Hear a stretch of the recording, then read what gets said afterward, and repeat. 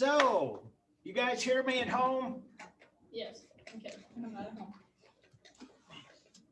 home. They're not hearing me. Yes, I can I hear can you. hear you. Oh, okay, good.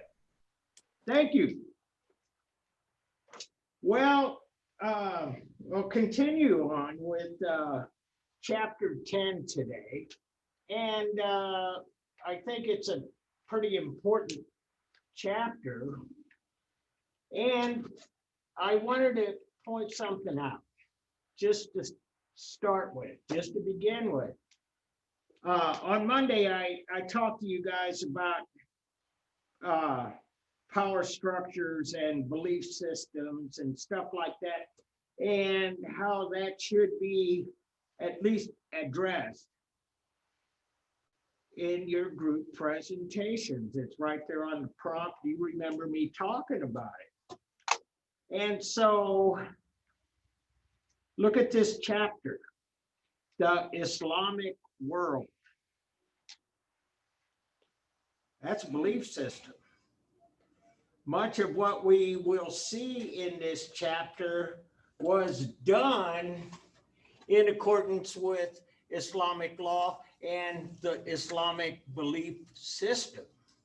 Everything was done within that structure. And so that is what I was talking about. And I want to point it out because I don't think that's such a difficult concept.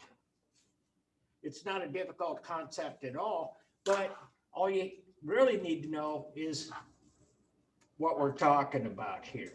So the Islamic religion is part of the reason, and in some cases, almost the entire reason things look like what they do. The classroom next to us is really loud. Yeah, I know. I heard that. It's a.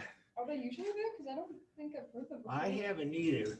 They. I think they're having a party. Yeah, hope that maybe. We should Okay. join them. Oh yeah. So anyway, this is the Islamic world around 1500, and it is basically. Basically much of the Roman Empire, at least the Byzantine Empire, which would have been headquartered right there, Constantinople, Byzantium, and Istanbul. And so you see that flickering on there? There's Yeah. something going Yeah, a on. little bit. There's like a ghost in your computer. I know. I think it might have a virus, COVID-19. Just saying. And so we'll see stuff all the way up here to Uzbekistan. It goes all the way through Southeast Asia. It's not on this map, but and so we're going to talk a little bit about these two places here, Cordoba and Granada. And so this is colored in pink, and it says former Muslim territories. What happens is that it's there's a lot of back and forth on what is we call the Iberian Peninsula. And so when we were here last, I showed you this, the Dome of the Rock. It's the first and one of the greatest Islamic structures. And it's really very old, as you can see, 687, 692. So it took about 5 years to build. And we talked about this, the influences of Roman architecture, Greek architecture, ancient Mesopotamian influences as well. And so this is the interior, this is the rock, the Dome of the Rock, and we did cover this a little bit, but we stopped when I got to this, because I didn't have that link. I have too many versions of PowerPoints. And so what I have here and what I was unable to show you on Monday is this short video produced by ABC News. And it's hosted by Christian Amanpour, noted world journalist. And you get a chance to see some of the inside of the Dome of the Rock, and you get to hear some people talk about it, and she gives you some context. It says Dome of the Rock, world's contested sites. And they kind of hit on that after the video. We'll talk about it. And so, Oh my God. The hiccups. I am so sorry. and so, you okay? I'm doing fine. I'm just gonna not breathe for like a minute and we're gonna see if it goes away. All right. That's how it works, right? While I'm still The buffering, landscape of the Bible is There as it is. brutal as it is That startled me. breathtaking. Here, I know, it's easy it's to crazy. imagine the suffering and the patience it took for a family to survive in Abraham's time, and why it's here that God would demand a sacrifice so stark and so unforgiving that he would never again ask for anything like it. I'm standing under the rock where Muslims believe the Prophet Muhammad ascended to heaven. And this is holy to all three religions, because Jews and Christians believe that this is where God commanded Abraham to bring his son Isaac for sacrifice. Today, this place is marked by the familiar gold dome of the rock that dominates the old city of Jerusalem. And it sits on one of the most contested sites in the world. Even the name of this site is complicated. Jews call it the Temple Mount, while Muslims call it Haram al-Sharif, or Noble Sanctuary. On one side is the Western Wall, the holiest site that Jews come to pray at, and nearby, the Christian Church of the Holy Sepulchre. In just 1 square mile, the most revered places of each of the three religions. And this is also the place where the Bible tells us that God had finally demanded too much. Abraham had waited into very old age for the children that God had promised. He had already been told to send his first son, Ishmael, away. Now, only Isaac was left at home. Abraham, for better or for worse, is used to hearing God's voice. And one day, as the Torah tells us in Genesis 22, God decides to test Abraham. And he says, take your son, your only son, whom you love, and offer him as a sacrifice at the place that I will show you. God was telling Abraham to kill his own son.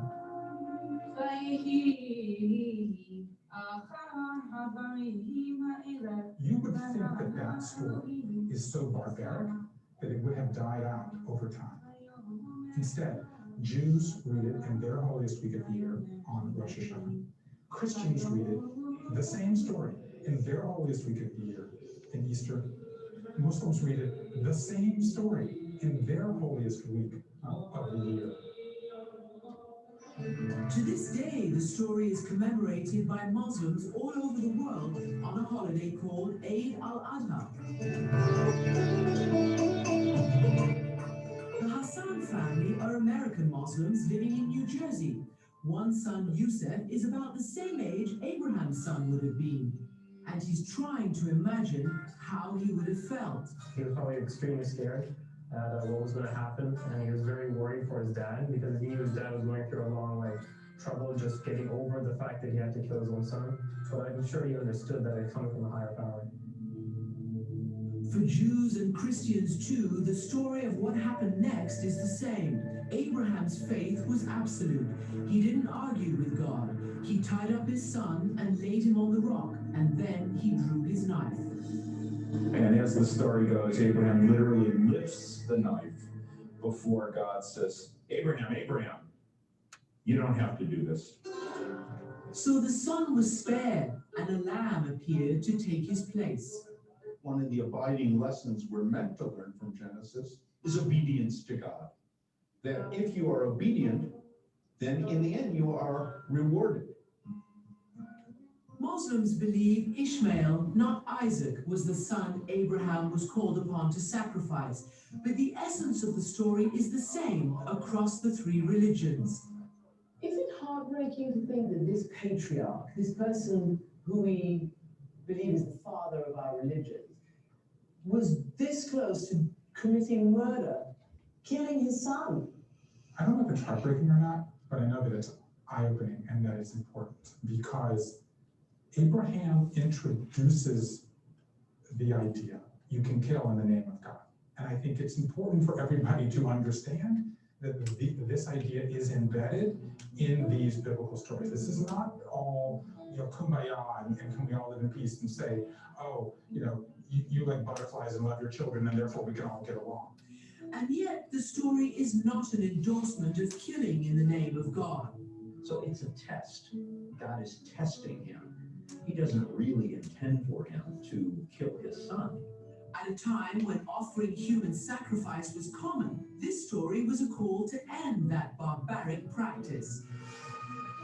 Still, here and in so many places around the world, so many thousands of years later, the sacrifice of sons and daughters in the name of God and faith goes on and tragically on.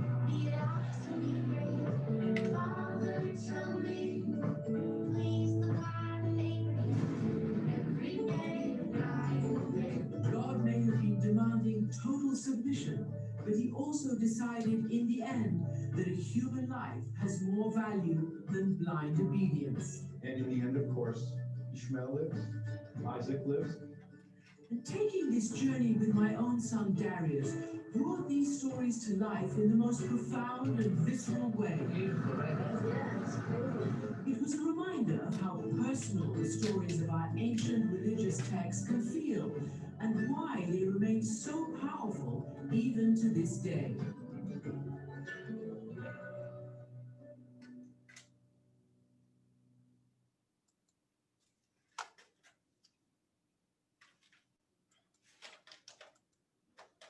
We have a new clue about one of the biggest mysteries in the Bible, the great flood and the story of Noah's Ark. ABC's Christiane Amanpour went back to the Holy Land with one of the world's leading underwater archaeologists, Robert Ballard, the man who found the Titanic on the floor of the ocean.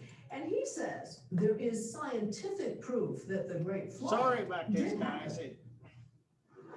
Our journey to investigate the story of Noah and his ark led us to the banks of the Black Sea in Turkey, where we... And let's share the proper screen, which is this. There we go. Sorry about that. So I wanted you to see that because it's a good explanation of how closely the three great Abrahamic religions are. They share a great deal. And there was a little clip in there that showed people at war. And, as I said a moment ago about the Iberian Peninsula that changes hands a number of times, that wasn't really a peaceful transition. People have been fighting over religious issues. And unfortunately, probably still will. But so what we have here is really a kind of evolution of what becomes the architecture for a mosque. And this is in Damascus, Syria, which is some ways away from Jerusalem, but still in a neighboring country. And you see, it carries a lot of the same architectural elements. And these are minarets right here, right there, and on the corner. And it says in the textbook, and I believe it to be true, that the minarets evolved from the Romans like to build towers. And so the minarets are kind of an example of its evolution. And the idea being that it would reach up into the heavens where people cannot reach. And so this is what this becomes. And we'll look in the very near future at European Gothic cathedrals, and they take the idea as well. And so like you see the Gothic cathedrals, and they have towers that extend again into the heavens. And so the architectural model, we have the archways, which were developed in Roman times. We have the dome, which is a Roman invention, and so on. And this is the prayer hall that's covered, and this is the courtyard. And so these mosques are typically adorned with almost every inch of the interior surface is adorned with images, but more patterns and decorations. And so this took some time to kind of evolve. And so being of the Abraham model, and they adhere to the 10 Commandments, which is from Judaism, Christianity, and Islam, they take the idea of the second commandment and graven images very seriously. And so just like the Nicaeans did in Byzantine time, they really have to kind of figure this out. What is acceptable? What is not acceptable? How best can we follow the rules of our faith? How can we best serve God? And so in this, you see it's basically a cityscape and all of the buildings and stuff. And in this case, they have flora. And there was some debate about whether flora was appropriate as imagery. And more or less, it was considered okay as long as it was in a holy site. And secondly, what happens in this evolution is that a lot of the floral imagery gets incorporated in patterns.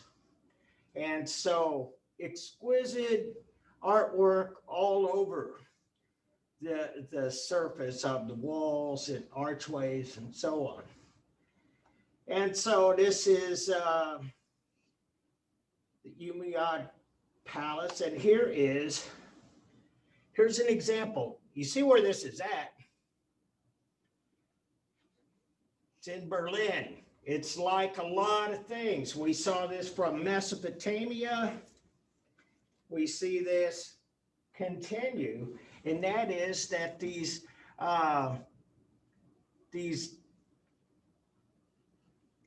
structures, the artwork, sometimes the architecture itself gets packed off and taken to European countries just because.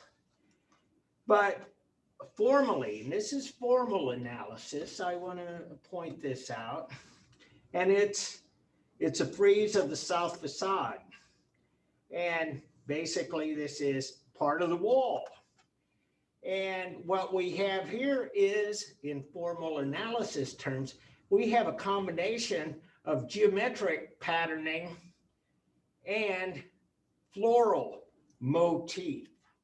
And so the geometric are these diagonal lines from top to bottom, bottom to top, creating a triangular pattern all around the facade. And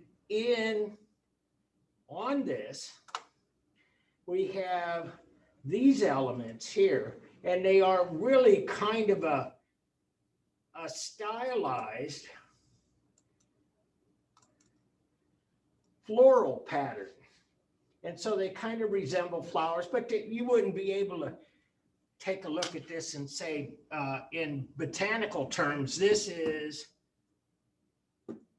this flower. It's just basically a biomorphic shape, and that gets incorporated. But look at the exquisite patterning. Now, much of this has fallen off the surface, and you can see the underlying brick. But every inch of this surface is ornamented. And so we'll see this. And this is early on. This is early on in Islam, and the religion is relatively new. And how to express this religion through architecture is still being worked out. And so here's a great mosque in Tunisia, which is in northern Africa. And what we see here are two domes. We see the minaret, we see the courtyard, and where these two domes are, this is the prayer hall. I'll show you, this is a floor plan. And so this is number 7, forecourt. I call it courtyard, but it's basically a place where the worshipers can come in and congregate. And this area, it says 4, hypostyle prayer hall. So do you guys remember what hypostyle means? Small? Yeah, it would sound like it would be small, but no. No. It's bigger, isn't it? Well, it's Longer? yeah. Well, what it means is this. Yelling out everything. Now you got me confused, and I forgot what I asked. No. What is hyper? Yeah, hyper style. What it means is that there are many columns. And so we see that. That's a Greek thing. We saw the Parthenon. That's a hypostyle building. It's the temple to Athena, but it's got columns holding everything up. And that is called hypostyle. Instead of more or less having walls, having columns, and a lot of them. And so it's mihrab, number 2, right there. I want to show you what a mihrab is.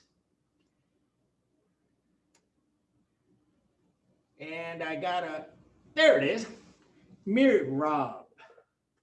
That's really pretty. I like the contrast in the, I'm sorry, I'm still stuck in design mode. Oh no, I really, you should be stuck in design mode. Well, we were talking about different photos and everything, and so now I'm just stuck on it, and I really like the contrast of the orange going into the light of it right now. Oh, I know. I'm pretty sure that's wear and tear on the building from all the years that it was there for. Yeah, these things, yeah, that's you're right about that on many counts.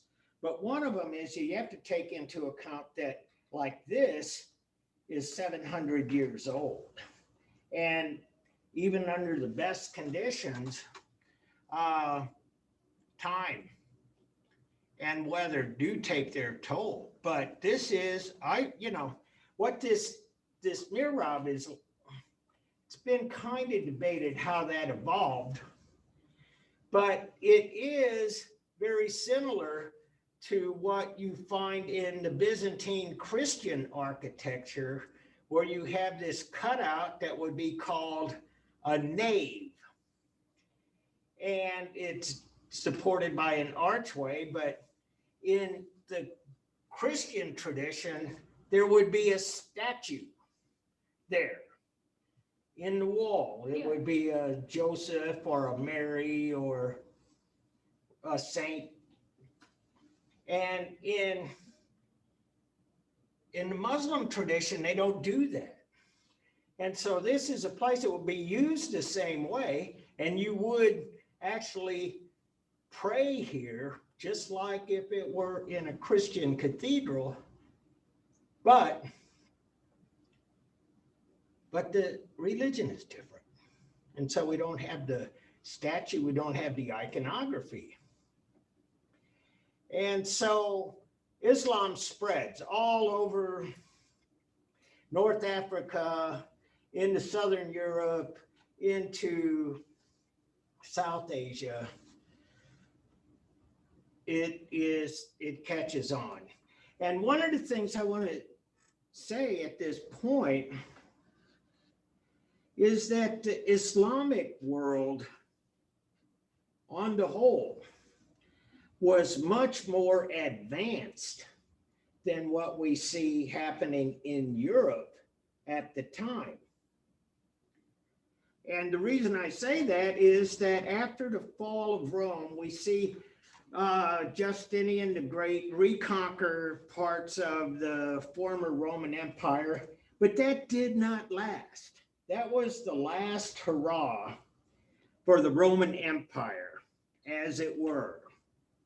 Maybe not the last hurrah, but it was going to be not a deal for a while. So what we have here is Europe kind of goes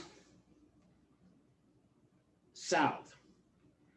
The institutions of government, the advances in science and building and organization and commerce and all of the things that make up a civilized society kind of start to erode.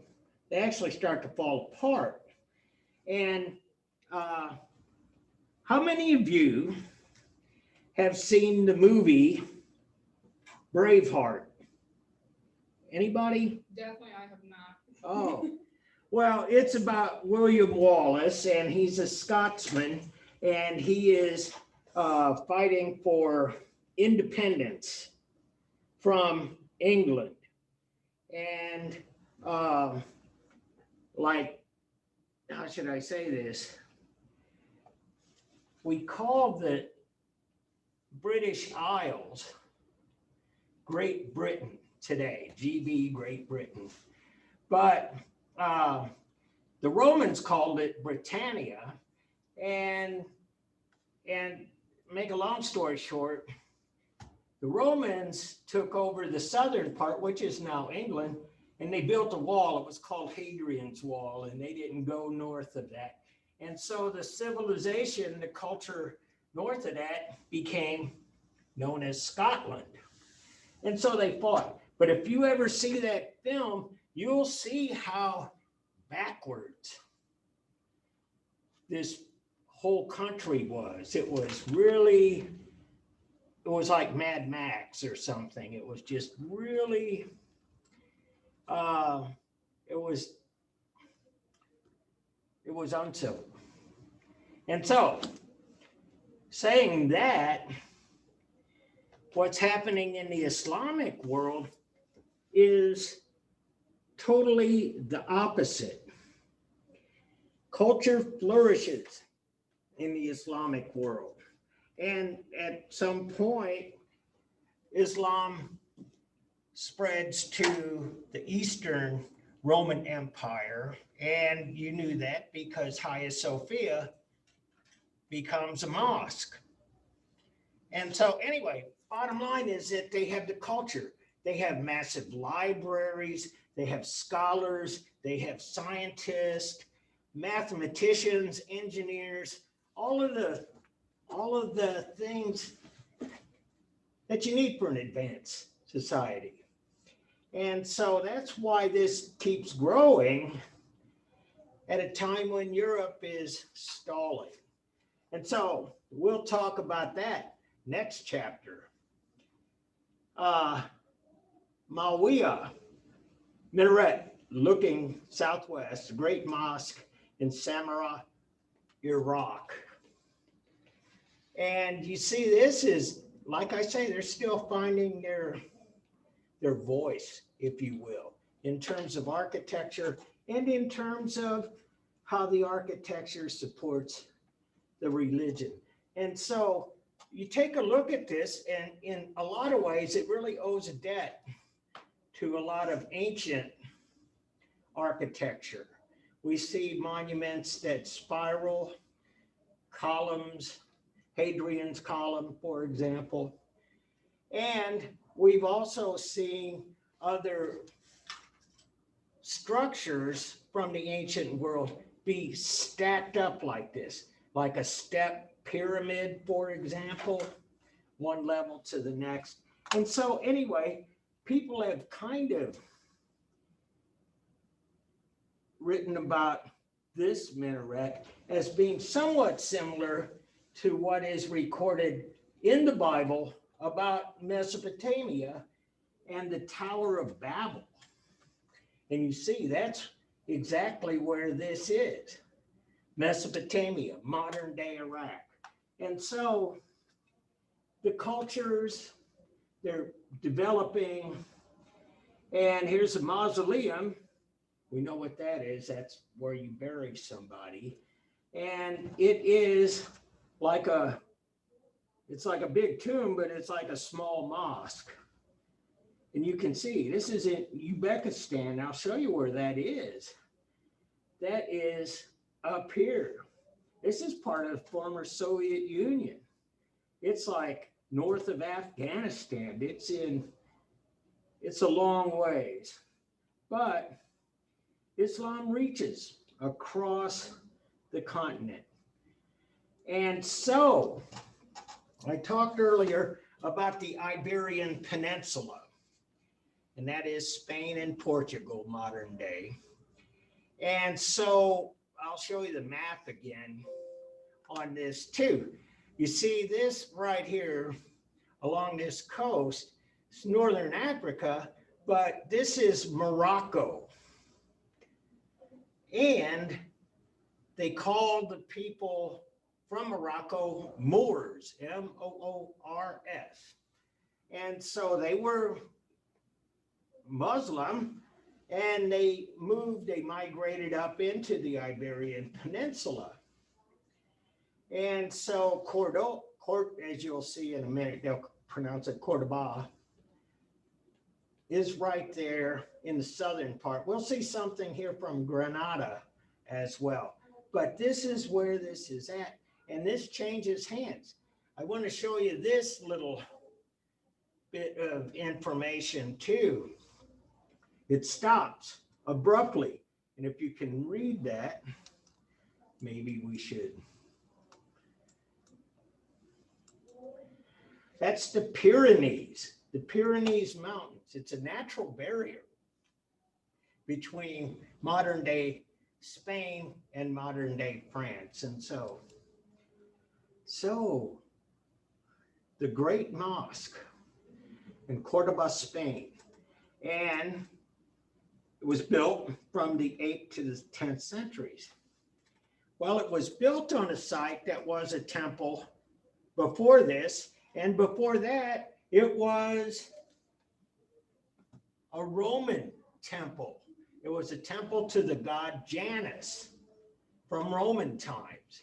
And so I wanted to point that out because that does happen a lot, that holy places are built on top of holy places.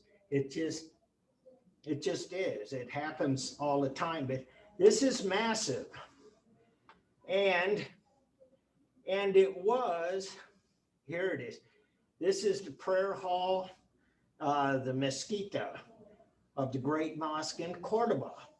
And you can see I put a star on this one, and it has a very distinct style. This is hypo style, by the way. All of the columns, but all of the archways and archways on top of archways, and the archways being decorated. The columns are neither Corinthian nor Doric nor Ionic. It has its own order. And so this is the interior. This is considered one of the great World Heritage Sites, but I said it was rededicated as the Cathedral of St. Mary in 1236, because that's when the Christians, Ferdinand III, King Ferdinand III, gave this to the Catholic Church as a gift because he was king and he could do it. And so we have this mosque, and it is now a cathedral. And so what I wanted to show you here was, again, another video, and it is a short one, and if you'll take a look carefully, it's from the Vatican news service. It says Rome Today or something on it. But at any rate, it's like the Hagia Sophia, and they'll mention that. They call it Saint Sophia. Same thing. And so, if you like Pope Francis, he's here. Come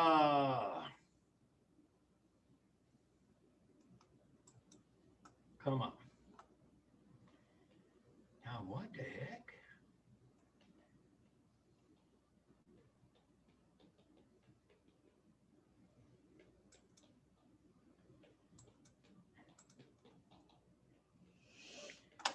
Uh-oh.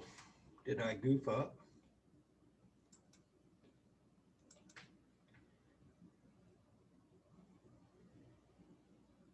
There it is.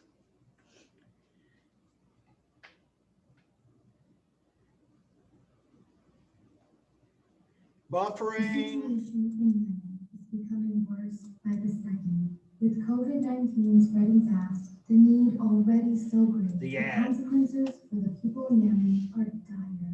Water is already scarce as drought continues. I can't see the video. Okay, hold on. That's what I wanted to know. The relationship between church and state has always been a thorny issue. The case Got it now? Yeah. Good. The current government accuses the diocese of having claimed ownership of the temple, but it was supposedly state-owned. The church would only be able to manage the mosque cathedral, but never to declare itself the owner. The diocese defends the ownership of the cathedral because in the 13th century, the king donated it to them. The Bishop of Cordoba warns that in reality, there's much more at stake, the relationship with the Islamic world. The Mosque Cathedral Cordoba's property title is in the name of the church after King Ferdinand III himself donated it. Furthermore, there is this document in the Islamic archives that details the donation of the cathedral to the Bishop and Church of Cordoba. Once a basilica, King Ferdinand III ordered it to be consecrated as a cathedral. It is a symbol of the relationship between Islam and Christianity. Okay, I just want to pause that for a second because I wanted to show you this image. And this is the cathedral part. This was a mosque. And as such, it did not have all of these images and all of this sculptural stuff. And so that was put in by the Christians when they rededicated this as the Cathedral to St. Mary. But like the mihrab that I showed you, that they would have niches and things in the wall that would allow them to put maybe a statue of St. Mary right in that space. So the space is kind of conducive to both religions. And so there we go.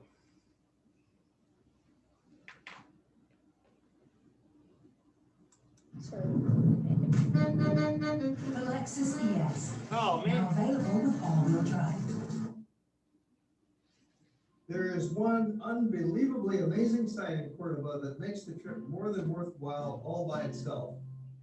La Mezquita, the Great Mosque. The building is most notable for its vast interior space with 856 columns made of jasper and onyx, marble, and granite. Entrance to the mosque is through a gate in the surrounding wall that leads into the vast Sorry, it went. patio courtyard. The patio of the Orange is traditionally served as the entry to the mosque and has the ablution fountains for cleansing. It's probably just of as the faithful well. on their way in, with some elaborate irrigation, water channels, and beautiful fountains around. The peaceful garden setting is a transition for the worshipers from the daily world into the holy space. We visited with a local guide who helped explain the significance and the history. The mosque was chosen the most important historic treasure of Spain in a major Spanish poll in 2007. When you walk in, you feel transported suddenly into another world, overwhelmed and fascinated, amazed and filled with wonder. There are 19 aisles from east to west and 35. And so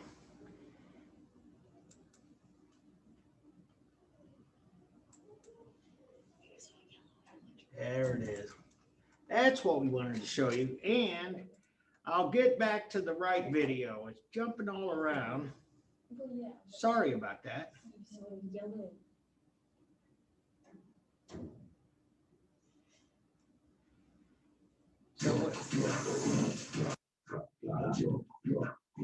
Can you guys hear that? Yes. Okay. I can hear it. Oh, not you guys. Not you. At home.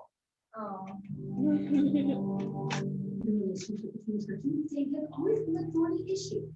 Case of the Mosque Cathedral of Cordoba, the most delicate topic in Spain. Can you guys at home hear this?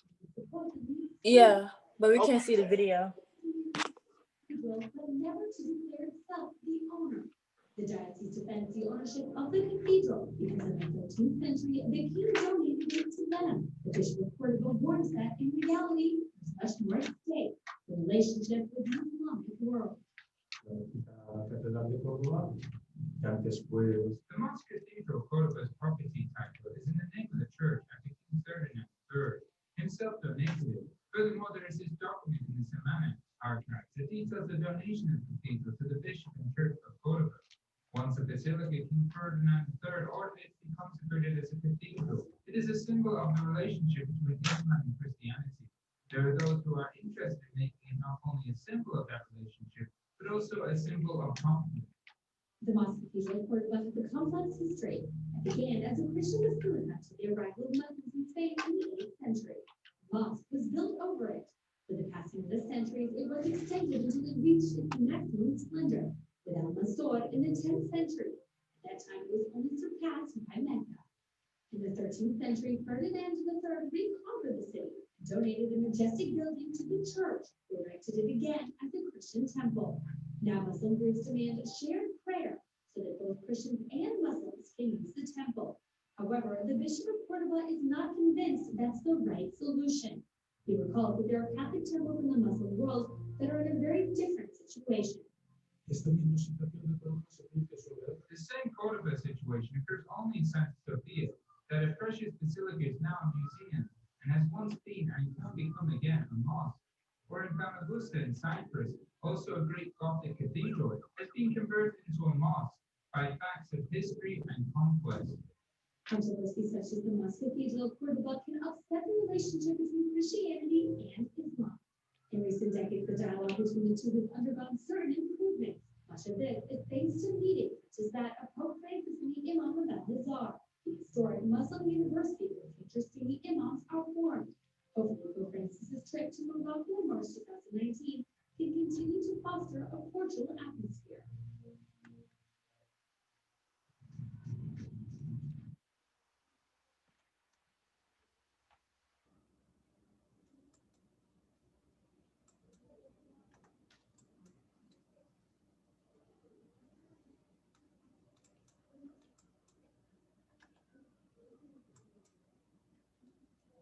Hey, come on, be cooperative.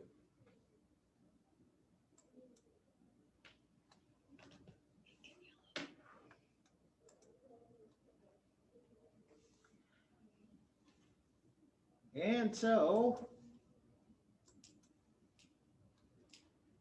I can go this way with it, and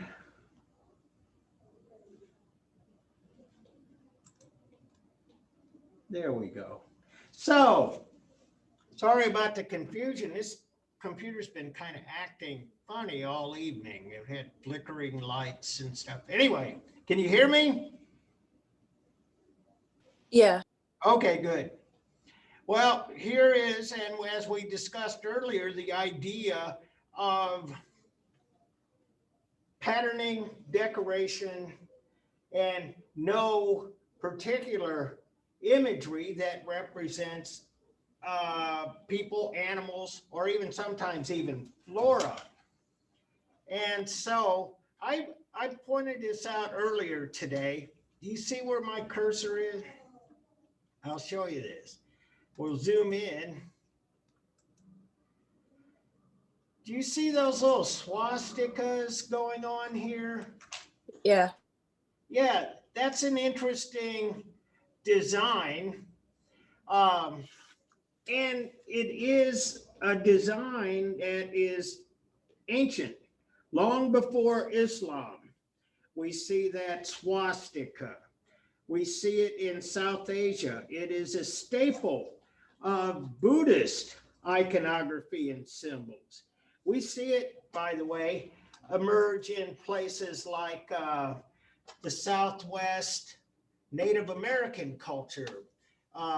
Navajo blankets were covered with swastikas, and it was in various cultures seen as a sign of peace or a sign of good luck and good fortune. And unfortunately, it was stolen by the Nazis and Adolf Hitler and turned into something quite evil.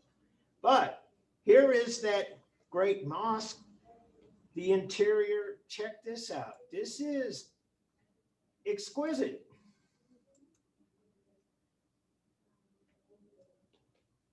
And a lot, and we'll see some more mosques here in a moment.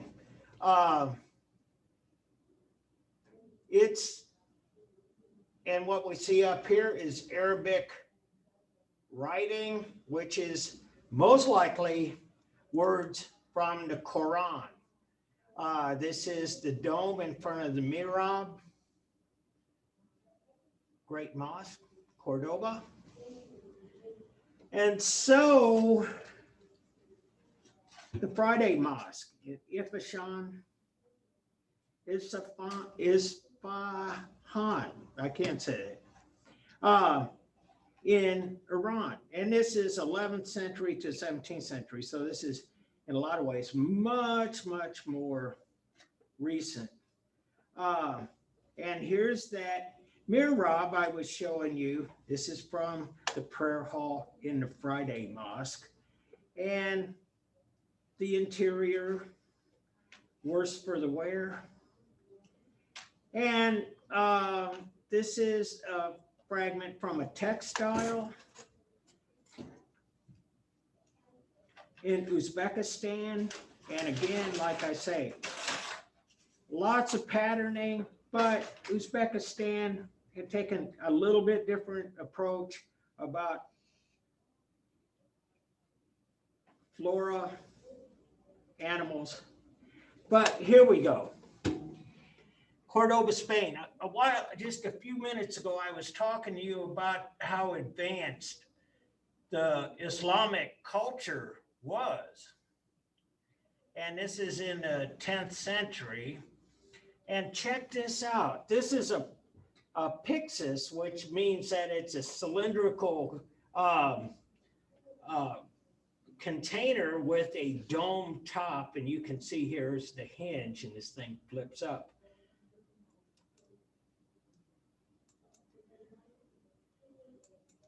Check out, this is ivory, and the carving on this is truly exquisite. This is a very high level of craft. And you see here, they have lions eating what are maybe likely deer or something, or goats rather.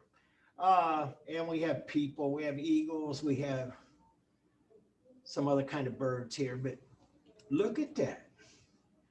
And up along the rim, again, Arabic writing.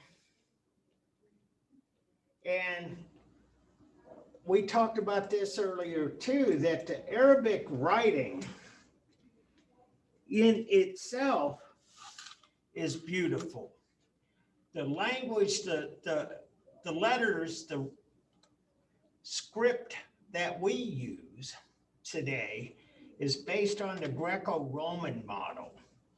And that's why we call it the alphabet. It's named after the first two letters of the Greek language, alpha and beta. But in the Muslim world, they came about it a whole different way. And a lot of their writing in itself is very beautiful. You see, very decorative. And Brooke, you were talking about the design mode. Yeah. And this is it. This is it in spades. And so metalworking, you know what a ewer is? E-W-E-R?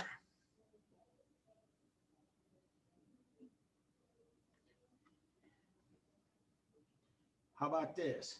You are in trouble if you don't know this stuff. Never mind. A ewer, that's a container to dispense water. And so that's a water, and this was what this would be used for. You would fill it up with water, and you'd have your glass, and you would tip it over, and the water would come out of the bird's head. But it's cleverly disguised. And again, a lot of the same elements. A lot of decoration in this metal work. It's brass with inlaid silver. Some of that Arabic writing. Flowers. But the level of craft, it's a blue Quran from Tunisia. Manuscript. I want to talk about that just a little bit because we're going to see a lot of manuscript in the next chapter. And that is, we have these great religions and they are spreading. And it's important that we have the Quran, or in the Christian tradition, the Bible. But they didn't have printing presses in the day, and all of this had to be done by hand, and they are called manuscripts. Manu is from, the root word is the same as manual, like manual labor done by hand. Script is words or writing, and that is the root word of, say, like scripture. And so we have these manuscripts and extensive time and effort and design and just everything. They made beautiful, beautiful Qurans. And so we'll see that happen in Europe with the Bible too. A dish with an Arabic proverb. See, if you didn't know that this was Arabic script, this would just be just a really beautiful design. It looks like a clock. It looks like a clock, exactly. It's sundial. There it is. a sundial. But yeah, you would think along those lines because you're looking at the form, because you're not reading it. This were in Roman letters, it would be a whole different kind of thing. And so Palace of the Lions, Alhambra, Granada, Spain. And you see, this is 1354. I want to kind of go back to the map. And so Islam, Cordoba, right there, the Great Mosque, Granada. Some of these places still were Islamic, and they were part of the Muslim world. And so that's what we have here. This is in Alhambra, Granada. And so this is, I put a star by this one too. This is one of the greatest accomplishments in, like the Great Mosque, in Muslim architecture. And take a look at this. It's what I'm talking about every inch has been carefully considered and adorned. And so occasionally incorporated in that may be some proverb or a quote, but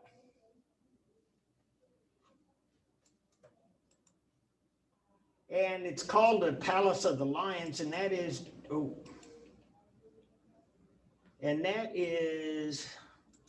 due to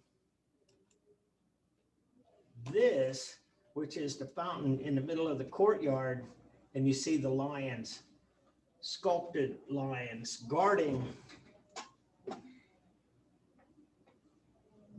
the fountain. And there was a little part in that little video about the Great Mosque. One of the things that they did here, and it was kind of common in at this time and at this place, is that running water would a lot of times just run open like that. We don't do that so much anymore, but it would be a gravity feed to feed the fountain. A